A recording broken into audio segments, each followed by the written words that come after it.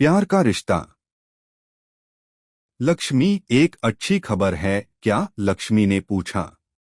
मैंने अपनी रीना का रिश्ता पक्का कर दिया है। अभी वह 14 साल की ही तो है। चुप रह, ज्यादा जबान न चलाया कर। एक से एक करके 4 से 4 बेटियां पैदा कर दी और अब मुझे कानून पढ़ा रही है। बैजनाथ अपने भतीजे रमेश के लिए अपनी रीना का हाथ मांग रहे थे। मैंने हाँ कर दी। शाम को 4 से 5 लोग रिश्ता पक्का करने के लिए आएंगे। रीना को तैयार कर देना। यह पकड़ मिठाई का डब्बा। कैसी बात कह रहे हैं रीना के बापू? कहाँ हमारी नाजुक सी बेटी और कहाँ तुम्हारी उम्र का दुहाजू रमेश? बस अब आगे जबान मत खोलना। आदमी की उम्र नहीं देखी जाती है, उसकी कमाई देखी जाती है। मुंबई में तुम्हारी बेटी राज करेगी। पूरी सब्जी बना लेना। खाना अच्छी तरह बनाना, कुछ गड़बड़ मत करना। रमेश वहां टैक्सी चलाता है। 1000 रुपए तो रोज के आसानी से कहीं गए नहीं हैं, वह बता रहा था। शाम को रमेश अपने काका काकी को लेकर आया। लाल चमकीली कढ़ी हुई साड़ी, पायल चूड़ी और सोने की अंगूठी पहनाकर रीना की शादी पक्की कर दी। ढोलक पर गीत गाए गए, खाना पीना और रात में शराब का पीना पिलाना भी हुआ। रीना के लिए शादी का मतलब केवल सजना संवरना, बढ़िया साड़ी, चूड़ी, पायल, महावर, सिंदूर, पाउडर और लिपस्टिक था। उसकी निगाहें तो उस सामान से हटकर रमेश की तरफ गई ही नहीं। अम्मा आंसू से रोई जा रही थीं। बापू गाली देकर बोल रहे थे, असगुन मना रही है रो रो कर। रीना तो अपनी शादी के बाद मुंबई जाने की खुशी में फूली नहीं समा रही थी। उसने जल्दी जल्दी चूड़ियां पहन लीं, पाउडर और लिपस्टिक लगाकर वह खुद को बार बार आईने में देख रही थी।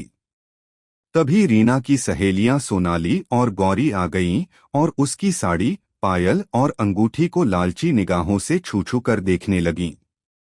उन लोगों की निगाहों में उसके लिए जलन थी।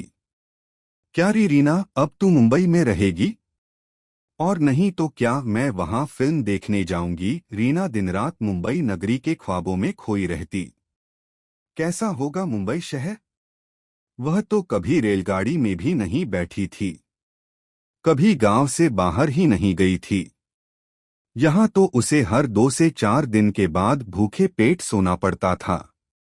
बापू को मजदूरी न मिलती तो रोटी कैसे पकती, या वह शराब पीकर आते तो अम्मा को मारते और गाली देते थे। रोते रोते वह डर के मारे कोने में दुबक कर सो जाती। रीना रंग बिरंगे सपनों की दुनिया में खोई हुई थी। तभी उसके मन में ख्याल यह आया कि कहीं रमेश भी नशा करके उसे पीटेगा तो नहीं। लेकिन सुखद भविष्य के बारे में सोचकर उसका मन बोला, नहीं नहीं। एक दिन शाम को रीना अपनी सहेली गौरी के पास जा रही थी, तभी पीछे से किसी ने उसे बाहों में भर लिया। वह घबराकर चिल्ला पड़ी तो उसने उसके मुंह पर अपनी हथेली रख दी। रमेश को पहचान कर रीना शर्मा गई थी। गोरा चिट्टा रमेश उसे अच्छा लगा था। टी-शर्ट और पैंट पहना हुआ, हाथ में घड़ी बांधे हुए वह किसी फिल्मी हीरो से कम नहीं लग रहा था। 8 से 10 दिन के अंदर ही रीना ब्याह करके रमेश के साथ मुंबई आ गई थी। वह आंखें फाड़ फाड़ कर ऊंची ऊंची इमारतों पर सजी हुई रंग बिरंगी रोशनियों को देखकर हैरानी से भर उठी थी। अपनी आंखों में सुनहरे भविष्य के अनगिनत सपने संजोए हुए रीना अपने घर पहुंची थी। वहां सासू माँ ने उसका आरती करके स्वागत किया था। रमेश की बहू तो सुंदर है, लेकिन उम्र में अभी छोटी है, किसी ने कहा। आसपास की औरतें, बच्चे रीना को झांक झांक कर देखने की कोशिश कर रहे थे। सासू माँ ने उसे खाने के लिए पूरी सब्जी और खीर दी थी। रीना को तो शादी बड़ा फायदे का सौदा समझ में आ रहा था। बढ़िया खाना, बढ़िया कपड़े, सजना संवरना, उसकी खुशी का ठिकाना नहीं था। लेकिन रात में जब रमेश ने उसके तन को घायल किया तो उसका मन भी घायल हो उठा था। वह तड़प कर चीख उठी थी और सासू माँ के आंचल में आकर दुबक गई थी। अगली सुबह रीना देर तक सोती रही थी। जब उसकी आंखें खुली थीं, तो दिन चढ़ आया था। सासू माँ रमेश को धीरे धीरे कुछ समझा रही थीं। रमेश को देखते ही रीना डर के मारे कांप उठी थी। रात की बातों को याद करके वह घबरा उठी थी। रमेश अपने काम पर चला गया था। सासू माँ ने उसके लिए आलू का परांठा बनाया था। फिर उसे प्यार से समझाने लगीं कि शादी का मतलब ही यही होता है, इसलिए रमेश से डरो नहीं, अब वह तुम्हारा पति है। रमेश शाम को घर लौटकर आया तो रीना के लिए रसगुल्ले लेकर आया। उसने आहिस्ता से रीना की हथेली को चूम लिया था। फिर उसने उसे अपनी बाहों में भर लिया था। धीरे धीरे रीना को रमेश अच्छा लगने लगा था। उसकी प्यार भरी छेड़छाड़ से उसके मन में गुदगुदी हो उठती थी। वह रोज ही उसके लिए कुछ न कुछ खाने के लिए ले आता था। सासू माँ भी काम पर चली जाती थीं। वे घर का काम करती थीं। झाड़ू बुहार बर्तन कपड़ा सब काम उनके लिए नया नहीं था। एक दिन सुबह ही रमेश ने रीना को कह दिया कि शाम को तैयार रहना, आज तुझे घुमाने ले जाऊंगा। रीना सुबह से ही बहुत खुश थी। रमेश उसे अपनी ऑटो रिक्शा में बिठाकर जुहू चौपाटी लेकर गया। वहां लोगों की भीड़ देख ऐसा लग रहा था कि जैसे मेला लगा हो। वहां रीना बर्फ का गोला खाकर बहुत खुश हुई थी। सब तरफ लोग कुछ कुछ खा पी रहे थे। उसने तो कभी नदी भी नहीं देखी थी। इतना बड़ा समुद्र देखकर वह हैरानी से भर उठी थी। रमेश ने उसे ठंडी बोतल पिलाई, गोलगप्पे खिलाए। वे दोनों घंटों समुद्र के किनारे बैठे रहे थे। रमेश उसकी हथेलियों को पकड़कर बैठा हुआ मीठी मीठी बातें कर रहा था। रीना सज-धज कर अपने आप को महारानी से कम नहीं समझती थी। अब वह रमेश के लौटने का इंतजार करती, क्योंकि उसकी प्यार भरी छेड़छाड़ उसे अच्छी लगती थी। यहाँ पर रीना के घर में गैस का चूल्हा था, टेलीविजन था और पानी ठंडा करने वाली मशीन भी थी। गांव में तो लकड़ी जलाकर रोटी बनाती तो धुएं के मारे रोते रोते उसकी आंखें लाल हो जाती थीं। जब रीना को अपनी अम्मा की याद आती तो रमेश अपने फोन से अपने बापू से बात करवा देता था। फिर रीना पेट से हो गई थी। सासू माँ भी खुश थीं और रमेश भी बहुत खुश था। वह उसके इर्द गिर्द घूमता रहता। कभी काम पर जाता, कभी नहीं जाता। कभी उसे फिल्म दिखाने ले जाता, कभी बाजार ले जाता। वह बहुत खुश थी। सासू माँ भी कोठी से उसके खाने के लिए कुछ न कुछ जरूर लेकर आती। रमेश की एक बात से रीना को गुस्सा आता था कि वह उसे किसी से बात करते हुए नहीं देख पाता था। वह कहीं भी किसी औरत से भी बात करे तो वह नाराज हो जाता था। रीना ने परेशान होकर एक दिन सासू माँ से पूछा तो उन्होंने बताया कि रमेश की पहली बीवी किसी दूसरे के चक्कर में पड़कर उसके साथ भाग गई थी, इसीलिए वह हर समय उसे अपनी आंखों के सामने रखना चाहता था। समय आने पर रीना छोटी सी उम्र में जुड़वा बच्चों की मां बन गई। अस्पताल में ऑपरेशन और दवा में काफी खर्चा आया। 2 नन्हे बच्चों के दूध, दवा, डॉक्टर, रोज के खर्चे बहुत बढ़ गए। वह बच्चों के साथ ज्यादा बिजी रहती। कमजोरी के चलते जल्दी थक जाती थी। अब वह रमेश की ओर ध्यान नहीं दे पाती थी। वह बात बात पर चिड़चिड़ाने लगा था। रीना समझ गई थी कि रमेश शराब पीकर आने लगा है, क्योंकि वह उसके साथ भी जब जाता था तो कुछ चुपचाप से पीकर आता था। जब वह पूछती तो कह देता कि यह उसकी ताकत की दवा है। लेकिन रीना जानती थी कि रमेश शराब पीता है, क्योंकि नशा करने के बाद वह जानवर की तरह उस पर टूट पड़ता था और अब जबकि वह बच्चों के चलते उसके काबू में नहीं आती तो वह गाली गलौज और उसके कुछ बोलने पर पिटाई करने के लिए हाथ उठाने लगा था। रीना के सपने और खुशियां दफन होने लगी थीं। एक तरफ 2 नन्हे बच्चे तो दूसरी तरफ रमेश का रोज रोज नशा करना। वह कभी काम पर जाता, कभी नहीं जाता। पैसे की तंगी होने लगी। घर का माहौल बिगड़ने लगा। लड़ाई झगड़ा, कलह, गाली गलौज और मारपीट रोज की कहानी हो गई थी। एक दिन रमेश नशा करके घर आया तो सासू माँ ने उसे डांटा। उसने बिगड़कर खाने की थाली उठाकर फेंक दी और जब रीना रोने लगी तो उसने उसे जोर से धक्का दे दिया था। टेसुए बहाती है, मेरा पैसा है, तुम कौन होती हो मुझे रोकने वाली। उस दिन रीना को अपनी अम्मा की बहुत याद आई थी। वह तो कह भी नहीं सकती थी कि अम्मा के घर जाना है। वहां तो खाने का भी ठिकाना नहीं था। तकरीबन महीना भर हो गया था। रमेश दिन भर घर पर पड़ा रहता और 4 समय खाना मांगता। काम पर क्यों नहीं जाता है? बस, मेरी तबीयत ठीक नहीं है। नशा करने के समय तबीयत ठीक हो जाती है। एक पैसा दे नहीं रहे हो, 4 समय रोटी खाने को चाहिए, कहाँ से आएगी रोटी? मेरी रोटी गिनती है। फिर गाली देते हुए रमेश बोला, तेरे चलते ही मैं बर्बाद हो गया। बैंक वालों की किस्त नहीं दे पाया तो वे लोग मेरा ऑटो रिक्शा उठाकर ले गए। तुझे खुश करने के लिए कभी सिनेमा ले जाता तो कभी आइसक्रीम खिलाता। आमदनी अठन्नी, खर्चा रुपया। बस अब तो ठन ठन गोपाला। रमेश गुस्से में पैर पटकता हुआ घर से चला गया था।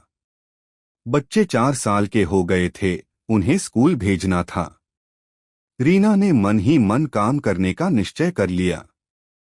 अब वह रमेश की एक भी न सुनेगी। अगले दिन से ही सोसाइटी में उसे 3 घरों में काम मिल गया था। एक अंकल तो बुजुर्ग थे। वे घर में बिल्कुल अकेले रहते थे। उनके यहाँ उसे खाना, झाड़ू, बर्तन, कपड़ा सब करना था। उन्होंने 10,000 रुपये महीना देने को बोला तो उसकी तो बाँछें खिल गई थीं। इसी तरह से 2 घरों में और उसे काम मिल गया। मुंबई के छोटे छोटे घर, साफ सुथरे, उन घरों में काम करने में उसे मजा आता। अब रीना जितनी देर घर से बाहर रहती, वहां के झंझट और कलहक्लेश से दूर रहती। वहां जाकर मैडम मान्या के 2 छोटे छोटे बच्चे थे। उनको देखकर उसे अपने फटेहाल बच्चे आंखों के सामने घूम जाते। लेकिन रीना चुपचाप अपना काम करती थी।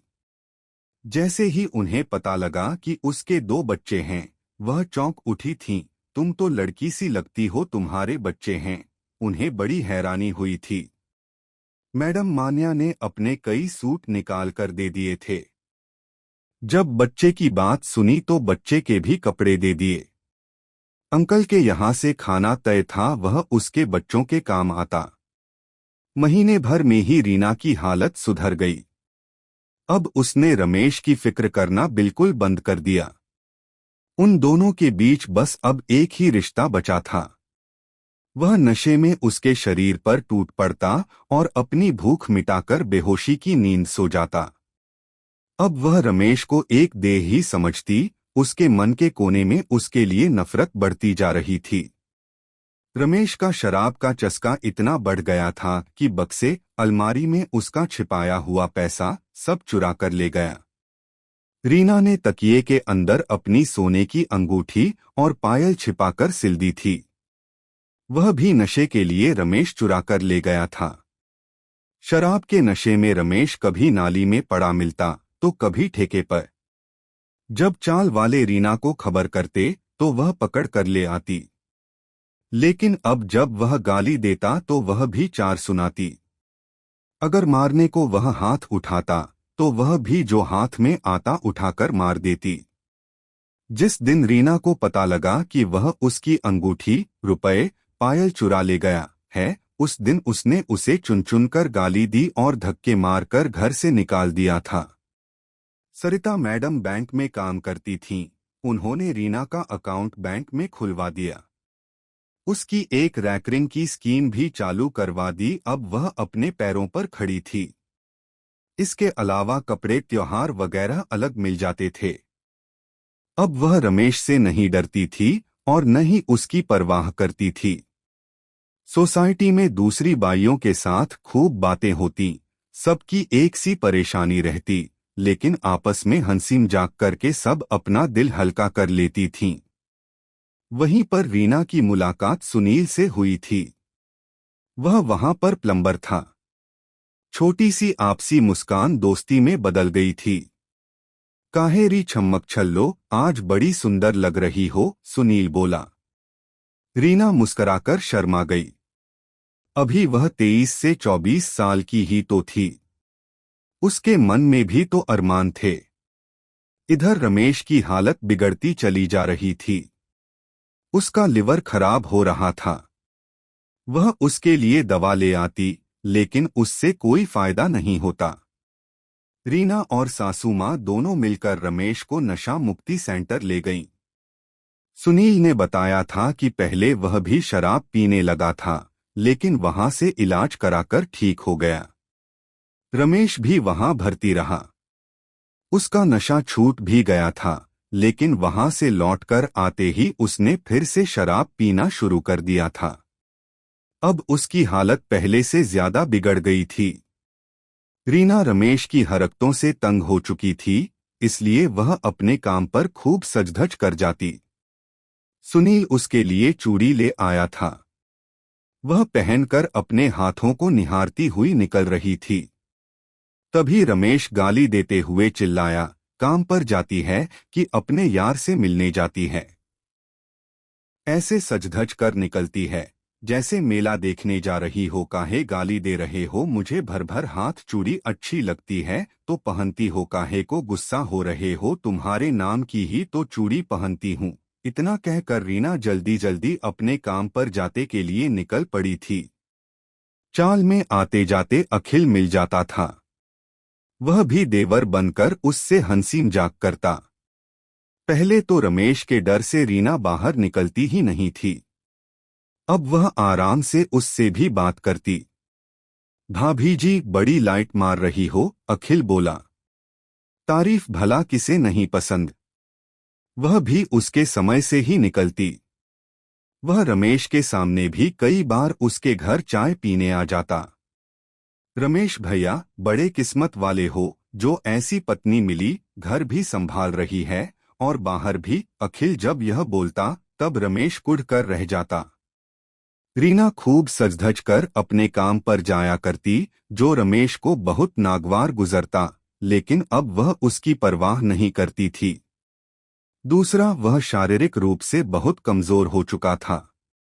रमेश अपनी अम्मा से चुपचाप पैसा ले लेता और शराब पी आता। अब तो डॉक्टर ने भी मना कर दिया था। रीना कभी डॉक्टर के हाथ जोड़ती तो अस्पताल भागती। उसे काम से भी छुट्टी लेनी पड़ती, लेकिन कोई नतीजा नहीं निकल रहा था। मैडम से रोज रोज छुट्टी मांगती तो वे 4 बातें सुनाती। इधर बच्चों की अलग स्कूल से शिकायत आई थी। रीना तो पढ़ी लिखी नहीं थी। उसने सुनील के सामने अपनी समस्या रखी तो वह पढ़ाने को राजी हो गया। उसने पैसे की बात पूछी तो उसने मना कर दिया। सुनील रोज सुबह सुबह बच्चों को पढ़ाने के लिए आने लगा। कभी वह तो कभी सासू माँ सुबह उसको चाय नाश्ता करवा देती। यह आपसी तालमेल अच्छा बन गया था। बच्चों के इम्तिहान में नंबर अच्छे आए तो उसका मन खुश हो गया था। रमेश की हालत बिगड़ती जा रही थी। वह समझ रही थी कि अब रमेश ज्यादा दिन नहीं रहेगा। एक दिन रीना काम पर गई हुई थी, तभी उसके फोन पर खबर आई कि तेरा रमेश हिचकी ले रहा है। वह भागकर घर आई थी। पीछे पीछे सुनील भी आ गया था। रमेश सच में इस दुनिया से विदा हो गया था। फिर शुरू हो गया चाल की औरतों का जुड़ना, रिश्तेदारों का आना और रोना धोना। सासू माँ पछाड़े खा रही थीं। दोनों बच्चे भी पापा पापा कहकर रो रहे थे। सब रीना से रोने को बोल रहे थे, लेकिन उसे रोना ही नहीं आ रहा था। कोई रोने को बोल रहा, कोई चूड़ी तोड़ रहा तो कोई मांग से सिंदूर पोंछ रहा था। रीना मन ही मन सोच रही थी, मैं क्यों रोऊं? चला गया तो अच्छा हुआ। मेरी जान का क्लेश चला गया। कभी चैन नहीं लेने दिया। कभी कोठी के अंकल के साथ नाम जोड़ देता तो कभी सुनील तो कभी अखिल के साथ। जिससे भी मैं 2 पल बात करती उसी के साथ रिश्ता जोड़ देता। गाली तो हर समय जबान पर रहती, रमेश की अर्थी उठनी थी, इसलिए पैसे की जरूरत थी। उसने मान्या मैडम को फोन करके बताया था कि उसका आदमी नहीं रहा है, इसलिए पैसे की जरूरत है। सुनील जाकर पैसे ले आया था। रीना मन ही मन सोच रही थी, वाह रे पैसा, जब बच्चा पैदा हुआ था तो ऑपरेशन दवा के लिए पैसा चाहिए, इंसान की मौत हो गई है तो दाह संस्कार के लिए भी पैसा। रमेश की अर्थी सच चुकी थी। सुनील घर के सदस्य की तरह आगे बढ़कर सारे काम जिम्मेदारी से कर रहा था। सासू माँ और चाल की औरतें चिल्ला चिल्ला कर रो रही थीं। तीसरे दिन हवन और शांति पाठ होकर शुद्धि हो गई थी। अगली सुबह जब वह काम पर जाने के लिए निकलने लगी, वैसे ही सासू माँ उस पर चिल्ला उठी थी, कैसी लाज शर्म छोड़ दी है। शोक तो मना नहीं रही और देखो तो काम पर जा रही है। ऐसी बेशर्म बेहया औरत तो देखी नहीं। बुआ ने नहले पर दहला मारा था, कैसी सज के जा रही है, किसी के संग नैनमटक्का करती होगी। इसी बात से रमेश दुखी होकर शराब पीने लगा होगा। रीना अब किसी की परवाह नहीं करती। वह रंग बिरंगे कपड़े पहनती, हाथों में भर भर चूड़ियां पहनती, पाउडर, लिपस्टिक और बालों में गजरा भी लगाती। देखने वाले उसे देखकर आह भरते। किस पर बिजली गिराने चल दी। अब तो रमेश भी नहीं रहा। किसके लिए यह साज सिंगार करती हो, मैं अपनी खुशी के लिए सजती हूँ। रीना कुछ तो डरो। विधवा हो, विधवा की तरह रहा करो। पीछे से सासू माँ की आवाज थी, पर वह अनसुनी करके चली जाती। सुनील उसके लिए चांदी की झुमकी ले आया था। वह पहनने को बेचैन थी। उसने सासू माँ से कहा, मैडम ने दिवाली के लिए दी है। हाथ में पैसा रहता, रीना तरह तरह की सजने संवरने की चीजें खरीदती और मैडम लोगों के कपड़े भी मिल जाते।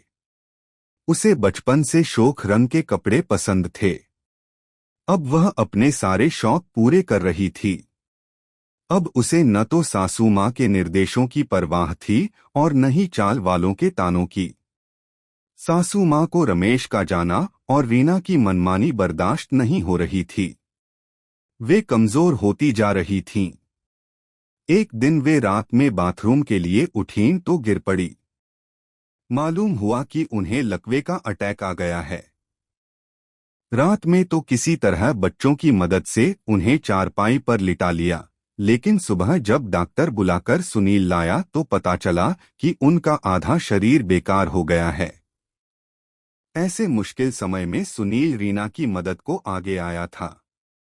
वह भी परेशान था। सोसाइटी की नौकरी छूट गई थी, कहीं रहने का ठिकाना भी नहीं था।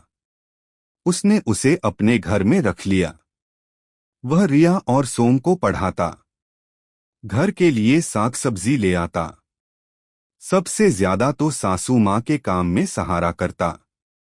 रीना को उसके रहने से सहूलियत हो गई थी। दोनों के बीच एक अनाम रिश्ता हो गया था। वह पढ़ा लिखा था, नौकरी छूटने के चलते वह ऑटो रिक्शा चलाने लगा था। Please like, share and subscribe.